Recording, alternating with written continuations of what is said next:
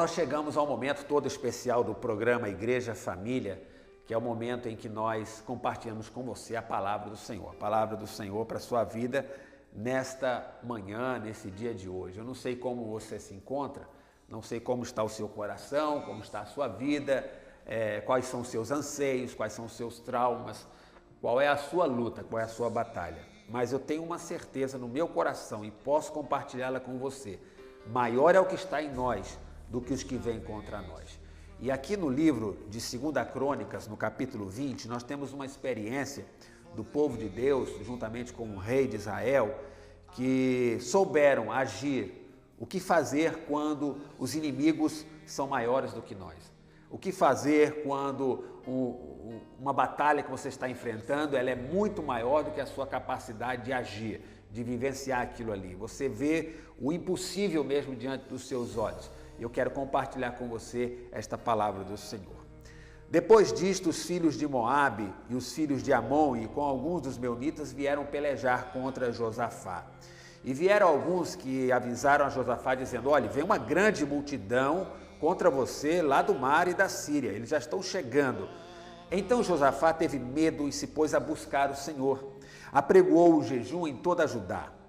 E Judá então se congregou para pedir socorro ao Senhor, e veio todas as cidades de Judá, veio gente para buscar o Senhor. Agora no versículo 13 diz o seguinte, que todo o Judá estava em pé diante do Senhor, como também suas crianças, suas mulheres e seus filhos. Então veio o Espírito do Senhor no meio da congregação sobre Jaziel, filho de Zacarias, e disse então: dai ouvidos todo o Judá e vós, moradores de Jerusalém, e tu, ó rei Josafá, aquilo que diz o Senhor. Não temais, nem vos assusteis por causa desta grande multidão, pois a peleja não é vossa, mas de Deus. O versículo 17 ainda diz assim, que neste encontro não tereis de pelejar. Tomai a posição, ficai parados, vede o salvamento que o Senhor vos dará, ó Judá e Jerusalém. Não temais, nem vos assusteis. Amanhã vocês vão sair ao encontro deles, porque o Senhor é convosco. E o versículo 24 então termina dizendo que, tendo Judá chegado ao alto, que olha para o deserto, procurou ver a multidão dos seus inimigos, mas eis que eram apenas corpos mortos que jaziam em terra, sem nenhum sobrevivente. Vieram Josafá e seu povo saquear os despojos e acharam entre os cadáveres riquezas em abundância e objetos preciosos. Tomaram para si mais do que podiam levar, e 3 dias eles saquearam aquele despojo, porque era muito. Ao 4º dia se ajuntaram no vale de bênção, onde louvaram o Senhor. Por isso então chamaram aquele lugar Vale de Bênção até o dia de hoje. Que coisa fantástica! Eu quero começar lá pelo final, dizendo que os inimigos que vêm para te destruir são os inimigos que vêm para trazer riqueza à sua vida. Eles vão abençoar você. Glória a Deus! Que Deus maravilhoso é esse! Bom, vamos caminhar um pouco aqui sobre a palavra do Senhor e descobrir o que fazer quando o inimigo ele é maior do que eu. O que fazer quando você não consegue aguentar mais, suportar mais a aflição e a dor de batalhas que te cercam por todos os lados. Bom, a primeira coisa que você tem que fazer quando os inimigos são maiores do que você, e há que reconhecer isso, é clamar ao Senhor. O versículo número 4 diz que Judá se congregou para pedir socorro ao Senhor. Você tem que clamar a Deus. Não pode ficar só buscando a ajuda dos outros. É importante buscar a ajuda dos colegas, dos amigos. É importante você ter pessoas aqui que possam te ajudar, que possam estender a mão para você. Mas saiba de uma coisa, eu estou falando de aflições e lutas que, por mais que você tenha amigos, elas serão sempre maiores do que você. Estou falando de guerras que não tem sentido para acontecer, quando tudo aparentemente está tão bem e de repente as coisas se abatem na sua vida. E aqui o primeiro passo que nós devemos fazer, quando o inimigo é maior do que nós, é clamar ao Senhor. O salmista disse certa vez: clamei o Senhor e Ele me ouviu. Ele atentou para o meu pedido. O salmista Davi diz no Salmo 84 que em teus átrios, Senhor, eu sou atendido, em tua presença, tu ouves o meu clamor. E ainda diz o Salmo: perto está o Senhor daqueles que o invocam em espírito e em verdade. A segunda coisa que você precisa fazer, preste atenção, é fazer. São coisas que você vai ter que agir, não é só ficar pensando na sua cabeça, nem concordando aí no lugar em que você está, não. Você vai ter que agir. Primeira coisa é clamar ao Senhor. A segunda coisa é comungar, é congregar juntamente com seus irmãos em Cristo. O verso 4 diz que todas as cidades de Judá vieram para buscar o Senhor. Aquela luta não era uma luta só daquela pessoa. Você não está lutando sozinho. Saiba que apesar de você achar que está só, apesar de você achar que você foi esquecido, deixado, está sozinho, diz, pastor, a minha luta é só, eu estou só em casa, eu sou apenas um cristão. Olha, essa não é a sua luta, essa é a luta dos filhos de Deus. Você é um filho de Deus, você faz parte de um corpo, você é membro de um corpo vivo. E a Bíblia diz que quando uma parte do corpo sofre, todo o corpo padece.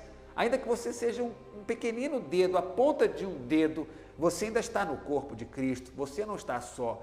A sua luta não é só sua, a sua luta é minha, a sua luta é nossa, a sua luta é da igreja, é a luta do povo de Deus. Então, quando o inimigo é maior do que você, não parta para essa luta sozinho. Congregue, esteja junto, esteja na casa do Senhor, esteja presente na casa do Senhor e ali junto com seus irmãos em fé, nós vamos conseguir vencer. A vitória será nossa pelo nome do Senhor Jesus. A terceira coisa que você precisa fazer para lutar contra um inimigo maior do que você é ficar de pé, permanecer firme de pé. O versículo de número 13 diz que todo Judá estava em pé diante do Senhor, como também as suas crianças, mulheres e filhos. Preste atenção, chega de ficar de cabeça baixa, tristeza não paga dívida, não adianta você ficar reclamando, andando de cabeça baixa, frustrado e reclamando, ai meu Deus, ai a minha vida, e de cabeça baixa. Não, Deus te quer de cabeça erguida e levantada. Levanta-te, resplandece, porque já vem a tua luz, a glória do Senhor está nascendo sobre ti. O povo que andava em trevas viu uma grande luz, e os que habitavam na região da sombra da morte, a luz raiou. Esta é uma palavra profética de Isaías, falando sobre a vinda do Messias, a vinda de Jesus, o que Jesus iria fazer em favor da humanidade. Jesus quer te libertar, Jesus quer levantar sua vida. Levante-se nesta manhã, nesse dia. Esteja pronto de pé, fica firme de pé e Deus vai honrar a sua vida, Deus vai honrar a sua decisão, Deus vai te abençoar. Mas não é apenas ficar de pé, existe um quarto princípio sobre o que fazer quando o inimigo é maior do que nós, é envolver a nossa família no conflito. Presta atenção no verso 13, ele ainda diz assim, as crianças, as mulheres e os filhos estavam de pé junto com aqueles moradores. Olha, uma das propostas de Satanás é fazer com que você sofra sozinho, fazer com que você passe por tudo que está passando sozinho, fazer com que você vivencie uma dor sozinho, fazer com que você se afaste de todo mundo, que você se afaste da sua família. Um dos grandes erros hoje em dia nos lares brasileiros é que os homens, principalmente os homens, querem sempre poupar a sua família de um conflito. Mas o que eu tenho aprendido como pastor e por onde quer que eu tenho andado e olhando as famílias nos dias de hoje é o seguinte, envolva a sua família no conflito, não abra mão desse direito, não seja sozinho, não faça tudo só, chame os seus filhos, chame o seu filho de 4 anos, de 3 anos, esteja ao lado dele, diga para ele, filhinho, nós estamos num conflito aqui, é um conflito financeiro, é um conflito de posse, é um conflito de trabalhista, é um conflito de enfermidade, de doença que se abateu sobre a nossa família. Não poupe crianças disso, sabe por quê? Porque elas vão ver a vitória, você vai vencer, a sua família vai vencer e elas vão ver que valeu a pena buscar o Senhor, valeu a pena clamar ao Senhor, valeu a pena estar juntos, congregados, ficar de pé, valeu a pena envolver a família no conflito, porque essa será uma vitória de toda a sua casa. Não poupe a sua família de um conflito em que você sabe que será mais que vencedor, em que o Senhor te dará a vitória. Mas eu quero falar sobre o quinto passo, sobre o que fazer quando o conflito é maior do que nós. Está no versículo 14. O versículo 14 diz que veio o Espírito do Senhor no meio da congregação. Presta atenção. O quinto passo é ser sensível à voz do Espírito Santo. Você precisa ouvir a voz do Espírito Santo. A Bíblia diz que quem tem ouvidos ouça o que o Espírito diz às igrejas. E é importante que você ouça os amigos, ouça as pessoas falarem, ouça todo mundo, ouça até o pastor pregar, mas é importante que você tenha sensibilidade espiritual para ouvir o Espírito de Deus no meio da congregação. Esse no meio da congregação não está falando de forma geográfica, mas fala de forma estratégica. É uma palavra estratégica. Quando a Bíblia diz que o Espírito de Deus fala no meio da congregação, é que ela está chamando você ao envolvimento. Está pedindo para você sair da margem, saia das margens do conflito, saia do lugar onde é iminente a morte, onde os inimigos são iminentes, venha para o meio, venha para onde Deus está falando e agindo. Isso me faz lembrar uma história muito triste no passado, quando a glória de Deus, o Shekinah do Senhor, se manifestava no meio da congregação de Israel, mas o anjo de Deus, e Deus estava muito chateado com o povo por causa da incredulidade deles e pecados. O anjo do Senhor estava na extremidade do arraial matando. Haviam mortos naquele dia, foram milhares, cerca de 80 mil pessoas foram dizimadas naquele dia por um anjo de Deus, sabe? E Moisés então chamou Arão, seu irmão e sacerdote, e disse: Arão, corra lá na extremidade, vá lá nas pontas, porque a mão de Deus está agindo lá para matar. Deus é um Deus que é misericordioso no meio, mas lá na extremidade Deus está agindo, Deus está punindo. E a Bíblia diz que Arão se dirigiu para a extremidade do arraial com incensário na mão, clamando misericórdia, e então Deus cessou aquela disciplina que ele estava exercendo sobre o povo. Fique no meio, não é apenas uma posição geográfica, é uma posição estratégica, é onde Deus deseja que você esteja, no centro da vontade dele, para ouvir o Espírito dele falar. Mas existe um sexto princípio sobre o que fazer quando o inimigo é maior do que nós, né? É ter uma visão do reino em si. O verso 15 diz: dai ouvidos todo o Judá e vós, moradores de Jerusalém, e tu, ó rei Josafá. Preste atenção. A vida não gira em torno, como diz o ditado, do nosso umbigo.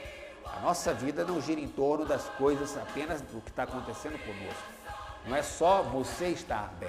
Nós já falamos aqui hoje no programa sobre uma luta que existe hoje em favor da vida e da família acontecendo lá no cenário nacional em Brasília, onde nós estamos ali lutando contra leis, projetos de leis que, sendo aprovados, são extremamente danosos à vida e à família brasileira.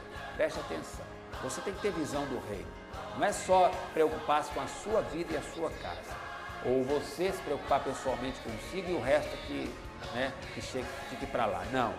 É você, visão para a sua vida, visão para o seu lar, visão para a sua rua, o lugar onde você mora, visão para o seu bairro, para a nossa cidade, para o nosso estado, para o nosso Brasil, uma visão de mundo, de reino de Deus.